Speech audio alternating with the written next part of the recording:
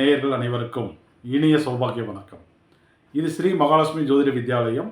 நான் உங்கள் திதி யோக கரண ஜோதிட முறை ஆராய்ச்சியாளர் சௌபாகியம் மணிவண்ணன்.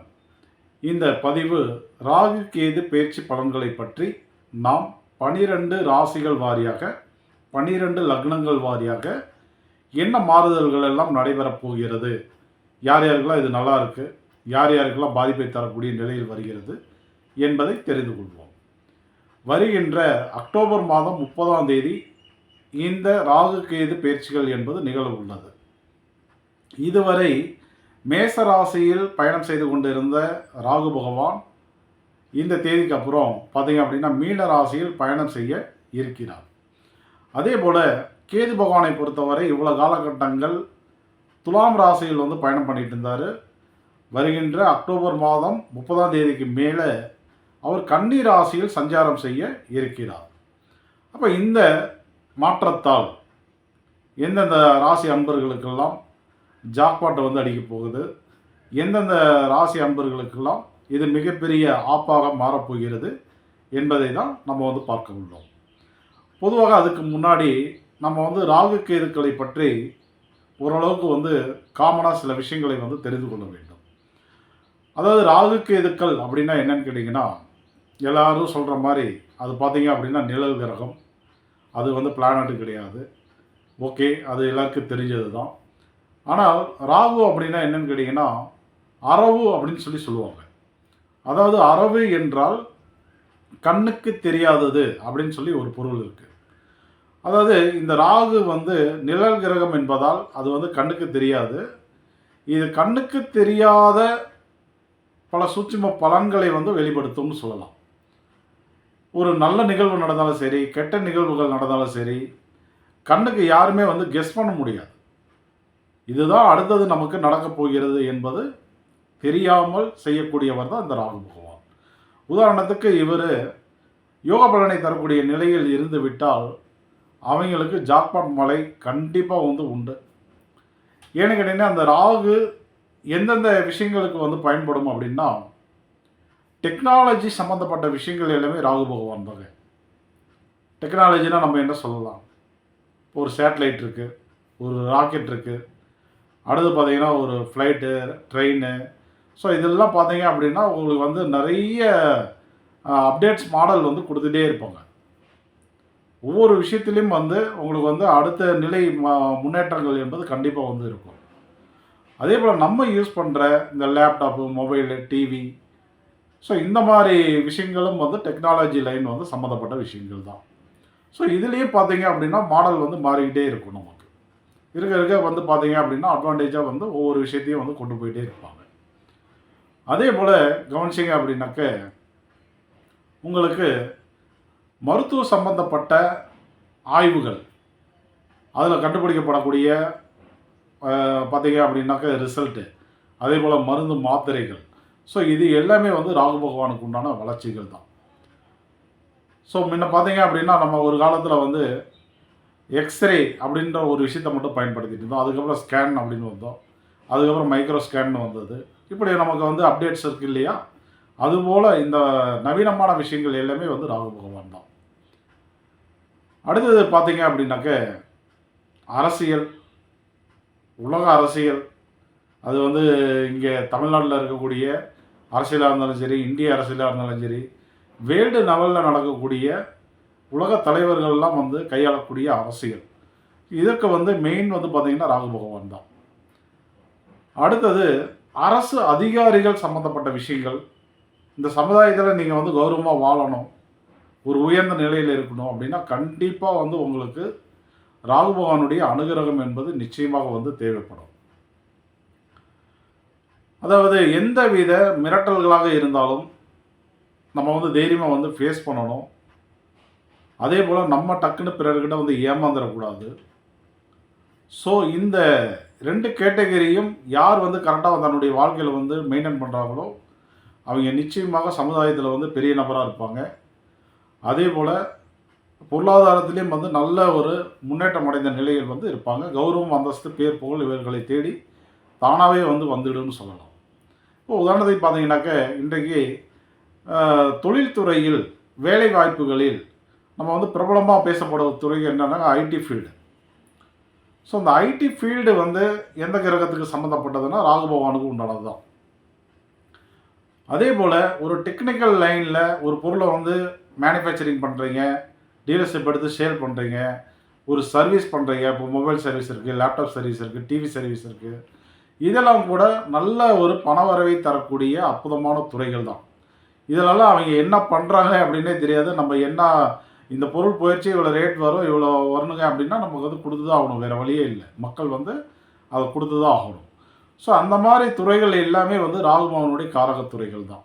அதே போல் மீடியா துறை, கனரக வாகனங்கள், பெட்ரோலியம் வாயு சம்மந்தப்பட்ட விஷயங்கள், அதே போல் பார்த்திங்கன்னா எம்எல்ஏ எம்பி, கட்ட பஞ்சாயத்துக்கள், ரவுடித்தனம் பண்ணுறவங்க, இதுக்கு எல்லாமே வந்து ராகு பகவானுடைய காரகத்துவம் வந்து கண்டிப்பாக வந்து தேவைப்படும். அதே போல் பார்த்திங்க அப்படின்னா உங்களுக்கு வந்து அட்வொகேட்டு, ஸோ அவர்களுக்கும் ராகு வந்து நல்ல பலமாக இருக்கும். ஸோ இப்படி பெரிய பெரிய துறைகளுக்கெல்லாம் இந்த ராகு பகவான் வந்து காரகமாக இருப்பார். ஸோ இவர் பலனை தரக்கூடிய நிலையில், நல்ல நிலையில் வந்து விட்டால் இந்த 1.5 வருடங்கள் அவங்களுக்கு வந்து பொற்காலம் தான். உங்கள் ஜனன ஜாதகத்தில் அவர் எப்படி வேணாலும் இருக்கட்டும், கோச்சாரத்தில் யோகத்தை தரக்கூடிய நிலையில் வந்து விட்டால் 1.5 வருடங்கள் அவர் வந்து சரியாக ஒரு ராசியில் வந்து பயணம் பண்ணுவார். அந்த 1.5 வருடங்களில் நம்ம வந்து கண்டிப்பாக வந்து ஒரு நிலையில் வந்து நம்ம வந்து செட்டில் ஆக முடியும். ஒரு தொழிலை ஆரம்பித்தோம் அல்லது ஏதோ ஒரு விஷயத்தை வந்து நம்ம வந்து பார்த்திங்க அப்படின்னா உறுதிப்படுத்திக்க முடியும். சரிங்களா? அதே போல் இப்போ கேது பகவானுக்கு வரும்போது என்னென்னு கேட்டிங்கன்னா, கேது அப்படின்னா ஆன்மீகத்துக்கு உண்டான கிரகம், தியானத்துக்கு உண்டான கிரகம், பார்த்திங்கன்னா தவத்திற்கு உண்டான கிரகம், முத்தி நிலையை நோக்கி அழைத்து செல்லக்கூடிய கிரகம். இவரை வச்சு இந்த மாதிரி நிறைய விஷயங்களை வந்து நம்ம வந்து பண்ணிக்க முடியும். அதே போல் பார்த்தீங்க அப்படின்னாக்கா கேது அப்படின்னா நுட்பமான அறிவுன்னு சொல்லுவாங்க, நுண்ணறிவுன்னு சொல்லுவாங்க. அதாவது புத்திசாலித்தனம் என்பது வேறு, அறிவு என்பது வேறு, நுண்ணறிவு என்பது வேறு. நுண்ணறிவு என்பது இப்போ உதாரணத்துக்கு நம்ம யூடியூப் சேனல்ஸே எடுத்துக்கோமே, ஒவ்வொரு வீடியோலையும் பார்த்தீங்க அப்படின்னா அந்த தம்ப்நெயிலில் பார்த்தீங்க அப்படின்னா டெக்னிக்காக வந்து சில டைட்டில்ஸ்லாம் வந்து கொண்டு வருவாங்க, சில பிக்சர் வந்து கொண்டு வருவாங்க, பிறரை வந்து ஈர்ப்பதற்கு உண்டான அத்தனை விஷயங்களையும் அந்த தம்ப்நெயிலில் வந்து பண்ணுவாங்க. ஸோ அந்த குட்டி குட்டி விஷயங்கள் தான் பார்த்தீங்க அப்படின்னா அந்த வீடியோ வந்து நல்லா ரீச் ஆகிறதுக்கு பயன்படும். ஒரு சினிமா துறையை எடுத்துட்டிங்க அப்படின்னா ஒரு குறிப்பிட்ட ஃபைட்டை வந்து பார்த்தீங்க அப்படின்னா அந்த மாதிரி கொண்டு வருவாங்க, ஒரு பாடல் காட்சிகளை வந்து அந்த அளவுக்கு வந்து கொண்டு வருவாங்க நுட்பமாக. அந்த மாதிரி விஷயங்கள் வந்து பார்த்திங்கன்னா அந்த படத்தையே வந்து நல்லா வந்து வியாபாரம் பண்ண வைக்கும், அதிக வசூல் சாதனைகள் எல்லாம் வந்து படைக்க வைக்கும். ஸோ இந்த மாதிரி இப்போ வந்து அவதார் படம்லாம் பார்த்துருக்கீங்க இல்லையா, அதெல்லாம் இந்தளவுக்கு ஒரு டெக்னிக்கை வந்து கொஞ்சம் கையாண்டாங்க. ஸோ இந்த மாதிரி நுட்பமான அறிவுகளை சார்ந்த விஷயங்கள் எல்லாமே வந்து கேது பகவானுக்கு உண்டான காரகங்கள் தான். ஸோ அதனால் நீங்கள் வந்து கேது பகவான் யோக நிலையில் வந்தாலும் கண்டிப்பாக அது வந்து வரவேற்கப்பட வேண்டிய விஷயம்.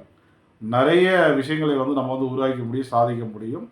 சரி, இனி வந்து நம்ம இப்போ பார்க்கலாம் யார் யாருக்கு எப்படி எப்படிலாம் வந்திருக்காங்க அவங்க மேஷத்துலேருந்து மீனம் வரை ஒவ்வொரு ராசிகளாக இனி நாம் வந்து பார்ப்போம். தனுசு ராசி நேயர்களுக்கு உண்டான பலன்களை நாம் இப்பொழுது பார்க்கலாம். உங்களுக்கு 4ஆம் இடமான மீனத்தில் ராகு பகவானும் 10ஆம் இடமான கன்னியில் கேதுவும் வருவது உண்மையிலே வந்து சிறப்பான அமைப்புங்க. ஏன்னா கேந்திர பாவங்கள் என்று சொல்லப்படக்கூடிய இந்த 4, 10 இந்த 2 பாவங்களும் வந்து பலம் பெறுவதால் நிச்சயமாக இது உங்களுடைய வாழ்க்கையில் பல முன்னேற்றங்களை வந்து ஏற்படுத்தும்னு சொல்லலாம். அதே போல் ராகு பகவான் 4ஆம் இடத்தில் சஞ்சரிக்கும் போது இந்த போகக்காரகன், அதே போல் அசுர வளர்ச்சிக்கு உண்டான கிரகம் வந்து ராகு பகவான். ஸோ இவர் வந்து 4ஆம் பாவத்தில் வந்து சஞ்சரிக்கும் போது வீடு, வாகனங்கள், நிலபுலன்கள், உற்பத்திகள் இது எல்லாமே வந்து பெருகும். ஏன் உங்களுடைய உடல் கூட பார்த்தீங்க அப்படின்னாக்க நீங்கள் ஒரு சொத்து வந்து அதிகமாகிறதுக்கு கூட வாய்ப்புகள் வந்து உண்டு. ஸோ 4ஆம் இடம் வந்து என்ன நடக்கும் அப்படின்னாக்க நிலம் வாங்கணுன்ற எண்ணங்கள் வந்து இருந்தால் நிலம் வந்து இவ்வளோ நேரம் வந்து என்னென்னா ஒரு ஃப்ளாட் வாங்கலாம் அப்படின்னு ஆசைப்படுவீங்க. ஆனால் இந்த நேரத்தில் போகக்காரன் உள்ளார வந்திருக்கனால இல்லை ஏன் அது வந்து கொஞ்சம் பெரிய ஃப்ளாட்டாகவே வாங்கிக்கலாமே, ஒரு 5000 ஸ்கொயர் ஃபீட்டில் வாங்கலாமே, 10,000 ஸ்கொயர் ஃபீட்டில் வாங்கலாமே அப்படின்ற ஆசைகளை வந்து அதிகப்படுத்துவார். இது ஒரு வகையில் வந்து நல்லதுதான். ஒரு மனிதனுக்கு ஆசைகள் என்பது தேவையானது தான். சரிங்களா? ஆசைகள் இருந்தால்தான் நம்ம வந்து எதையுமே வந்து அடைய முடியும். அதாவது அப்துல் கலாமே என்ன சொல்லியிருக்காருன்னா கனவு காணுங்கள்னு தான் சொல்லியிருக்காரு. அதனால் நம்ம வந்து ஆசைப்படுறதுனால, கனவுகள் காண்றதுனால தப்பே கிடையாது. அதுதான் ஒரு வகையில் நம்மளுக்கு எதிர்காலத்தில் பலன்களாகவும் வந்து வெளிப்படும். சரிங்களா? அதே போல் பார்த்தீங்க அப்படின்னாக்க இந்த 4ஆம் இடம் என்பது பெண்களையும் தாயாரையும் குறிக்கக்கூடிய ஒரு பாவம். குறிப்பாக வந்து தாய் வயதை ஒட்டிய பெண்கள் எல்லாமே வந்து 4ஆம் பாவம் தான். ஸோ அதனால் வந்து அந்த பெண்கள் வழி யோகம் என்பது நல்லா அற்புதமாக கிடைக்கும். இப்போ உங்கள் வீட்டில் வந்து தாயார், சின்னம்மா, பெரியம்மா அவங்களாம் யாராவது வந்து உடல் நலம் பாதித்திருந்தால் அவர்களெல்லாம் வந்து ரெக்கவரி ஆவாங்கன்னு சொல்லலாம். அவர்களுடைய உடல் ஆரோக்கியம் கூட மேம்படும். சரிங்களா? இப்போ அடுத்தது பார்த்தீங்க அப்படின்னா வாகன யோகம் என்பது உண்டு. அதே போல் உற்பத்திகள் வந்து குறிப்பாக வந்து டெக்னிக்கல் லைன் சார்ந்த உற்பத்தியாளர்களுக்கு இது மிக சிறப்பான ஒரு காலகட்டம் சொல்லலாம். அதாவது மொபைல், டிவி, லேப்டாப் அந்த மாதிரி பார்த்திங்கன்னா டெக்னிக்கல் லைன்னு சொல்லுவது எல்லாமே எலக்ட்ரிக்கல் லைன்ஸு, அதாவது ஒவ்வொரு துறையிலும் அப்டேட்ஸு, அதாவது வந்து நவீனமான விஷயங்கள் வந்து வந்துகிட்டே இருக்குது அப்படின்னா அதை நீங்கள் வந்து உங்களுக்கு வந்து டெக்னாலஜி சம்மந்தப்பட்ட லைனில் வந்து நீங்கள் வந்து எடுத்துக்கலாம். இன்றைக்கி ஒரு மாடல் இருக்கும், இன்னும் 2 நாள் கழித்து பார்த்தீங்கன்னா அந்த மாடல் வந்து பழசாயிரும், வேறு வந்துருக்கும். அல்லது ஒரு 5 மாதங்கள் கழித்து பார்த்தோம்னா இது வந்து ரொம்ப பழசாயிரும் நமக்கு. ஏன்னா அந்த மாதிரி அப்டேட் வெர்ஷன் வந்து வந்துகிட்டே இருக்கும். சரிங்களா? ஸோ அந்த மாதிரி உற்பத்தியாளர்களுக்கு, உதிரிபாக உற்பத்தியாளர்கள், டீலர்ஸு, தயாரிப்பாளர்கள் எல்லாருக்குமே வந்து இது வந்து மிக சிறந்த காலமாக நிச்சயமாக அமையும். அதே போல் நீங்கள் பிறந்தது திருதி, வேதிபாதம், மகேந்திரம் அல்லது ஐந்திரம் என்று சொல்லப்படக்கூடிய நாமயோகம், பாலவம், நாகவகரணம், அது இல்லாமல் பார்த்தீங்க அப்படின்னாக்க பிரீத்தி, விருத்தி, சிவம் நாமயோகம், கிம்சகலகரணம், மேலும் வந்து விஸ்கம்பம், கண்டம், பரிக நாமயோகம், கௌலோகரணம், சகுனிகரணம், இந்த அமைப்புலலாம் பிறந்திருந்தீங்க அப்படின்னா இந்த யோகம் வந்து உங்களுக்கு வந்து பல மடங்கு நிச்சயமாக அதிகமாகவே கிடைக்கும். அதே போல் அடுத்தது 10ஆம் இடமான கன்னியில் வந்து கேது வந்திருக்காங்க. ஸோ இதனுடைய பலன்கள் என்ன அப்படின்னா 10ஆம் இடம் வந்து தொழிலை குறிக்கக்கூடிய ஒரு பாவம். அது இல்லாமல் உங்களுடைய அந்தஸ்து, புகழை வந்து உயர்த்தக்கூடிய ஒரு பாவம். அது இல்லாமல் பார்த்தீங்க அப்படின்னா கர்மஸ்தானம்னு சொல்லுவாங்க. சரிங்களா? இப்படி இந்த பாவங்கள் வழி எல்லாமே வந்து நன்மைகள் என்பது நிச்சயமாக ஏற்படும். தொழில் அப்படின்னா நீங்கள் வந்து தொழில்னால் சுய தொழில் மட்டும் எடுத்துக்க வேண்டாம்.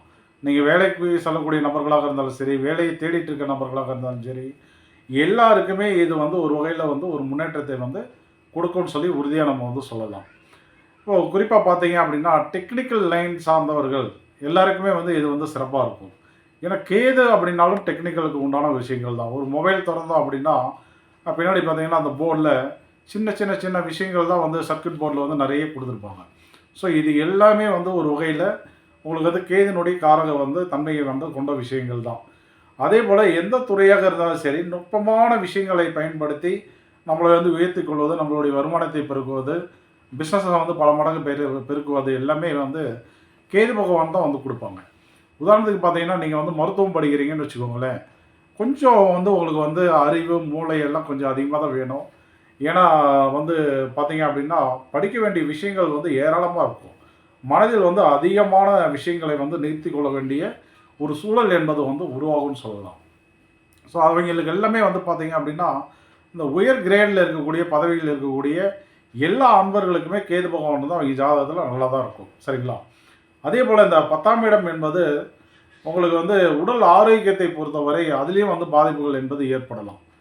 அதாவது 10ஆம் இடம் என்பது உங்களுடைய முழங்காலை வந்து குறிக்கும். காலப்புருஷ தத்துவப்படி பார்த்தீங்க அப்படின்னா வயிறு, அடிவயிறு இந்த பகுதிகளை வந்து நமக்கு வந்து குறிக்குது.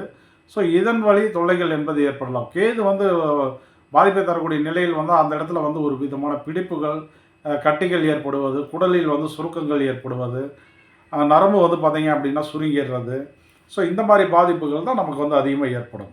அதில் நீங்கள் குறிப்பாக பிறந்தது ஆயுஷ்மான், துருவம், சித்தம் நாமயோகம், பத்திரைக்கரணம், சுகர்மம், சித்தி, பிராமியம் நாமயோகம், பவகரணம், அதே போல் அதிகண்டம், வஜ்ரம், சுப்பிரம் நாமயோகம், கரசைக்கரணம், இந்த மாதிரி அமைப்பில் நீங்கள் வந்து பிறந்திருந்தீங்கன்னா இந்த இடத்துல நடக்கிற நன்மைகள் வந்து அதிகமாக இருக்கும். நோய் நொடிகள் வந்தாலும் அது வந்து எளிதில் வந்து நமக்கு வந்து குணத்தை வந்து கொடுக்குன்னு சொல்லலாம். குறிப்பாக இந்த மாதிரி நோய் நொடிகள் வந்து பாதிக்கப்பட்டு இருக்கக்கூடிய அன்பர்கள் நீங்கள் வந்து மருத்துவரை சந்திக்கும் போது, அதாவது ஹோமியோபதி, சித்தா, யுனானி, ஆயுர்வேதிக்கு, பாட்டி வைத்தியம், பச்சிலை வைத்தியம், இந்த மாதிரி இயற்கை சார்ந்த மருத்துவங்களில் மருத்துவரை வந்து சந்திக்கும் போது பத்திரை கரணத்தை வந்து நீங்கள் வந்து பயன்படுத்திக்கோங்க. இந்த தகவல்களை முடிந்தளவு வந்து பகிர்களை என கேட்டுக்கொண்டு விடைபெறுகிறேன். நன்றி, வணக்கம். ஸ்ரீ குபேரன் டிவியை பார்த்தமைக்கு நன்றிகள். மேலும் இது போன்ற தகவல்களை தெரிந்து கொள்ள ஸ்ரீ குபேரன் டிவியை சப்ஸ்கிரைப் செய்யுங்கள். மறக்காமல் பெல் ஐக்கானை கிளிக் செய்யுங்கள்.